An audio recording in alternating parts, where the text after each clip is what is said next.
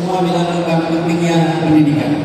Dan saya rasa yang membawa semua kita berada di ruangan ini adalah karena kita dapat kesempatan pendidikan.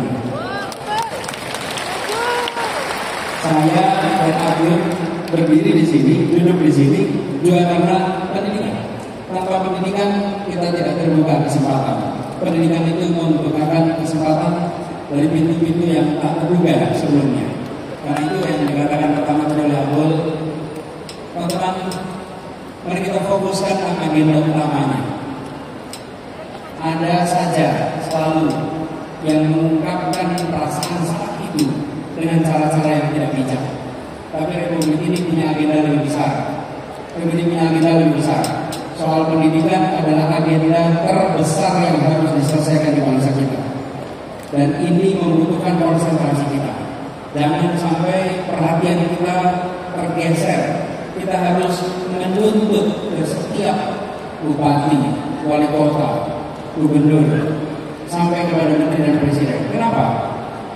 SD SMP dikelola kabupaten, SMA SMK dikelola oleh provinsi. Hari ini teman-teman, ini saya jawab tiga-tiganya karena tiga-tiganya terkait soal ini. Abdul bicara kabupaten belum merata, Indah bicara belum merata.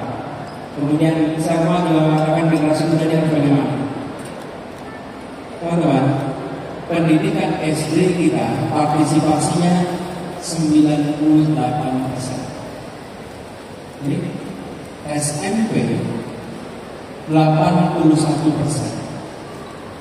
Jadi dari 98 itu ketika lulus SD hanya 81 yang lulus SMP. Dan ketika SMA 64%. 64% itu artinya 2/3 lulus SMA, sepertiga tidak lulus. Jadi kalau kita membicarakan tentang kualitas pendidikan, maka kita hanya membicarakan yang berada di dalam sekolah. Sementara yang tersisih jumlahnya banyak.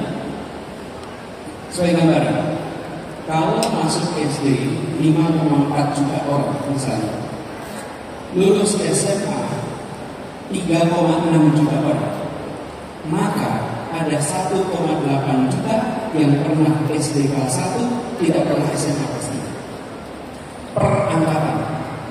Bila itu dibiarkan selama 10 tahun, jumlahnya 18 juta. Dan 18 juta ini adalah orang-orang yang kesulitan untuk mendapatkan kesempatan kehidupan lebih baik. Kenapa? Mengikut tugas di festival ini saja mungkin ada persyaratan ya, lulusan SMA. Mereka tidak bisa mau jadi office boy SMA, mau jadi petugas ini itu SMA. Nah, mereka ini gagal masuk bukan karena tidak mau, bukan karena tidak mampu, karena bangkunya tidak ada, ruang kelasnya tidak ada. Itulah sebabnya membuat sekalian penting sekali di hari kemerdekaan ini. Salah satu janji kemerdekaan adalah mencerdaskan kehidupan bangsa. Karena itu hari ini kita harus kumandangkan janji bahwa kita harus memastikan setiap anak masuk SD dia bisa lulus SMA. Jumlah bangku SD sama dengan bangku SMA. Bila itu terjadi, maka masa depan kita akan setara bagi semua anak di mana saja dilahirkan keluarga apa saja. Nah, ini PR. Sayangnya, teman-teman, ini belum jadi agenda utama hari ini. Kenapa belum jadi agenda utama? Kita harus ramai-ramai menyuarakan. Kita harus menuntut. Menuntutnya kemana? Ke semua. Yang dari Donggala tadi Indah. Donggala, warga Donggala yang di luar Donggala, tuntutlah kepada bupatinya. Minta jumlah bangku SD sama dengan bangku SMA, supaya setiap anak masuk SD kelas 1 bisa lulus kelas 12. Nanti kalau muncul jawaban anggaran belum ada, anggaran belum siap untuk bikin gedung, nggak usah bikin gedung. SD pagi, sore jadikan SMP, maka setiap anak SD bisa masuk SMP.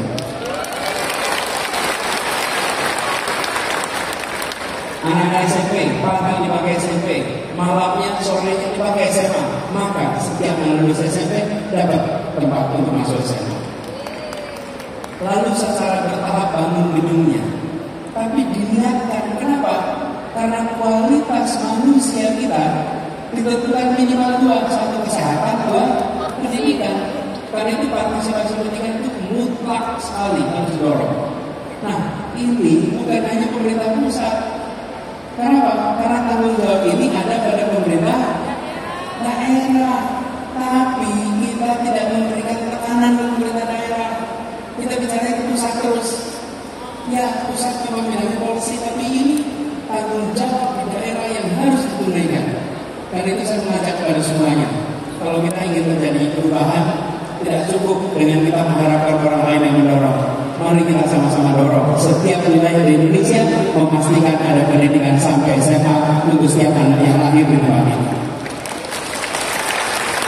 Dengan begitu, maka apa yang tadi mengungkapkan tentang keinginan untuk sekolah tinggi mungkin belum merata, ya. Salah satu cara paling sederhana saya lihat, teman-teman semua, temui komunitas-komunitas itu yang seperti indah pulang kampung.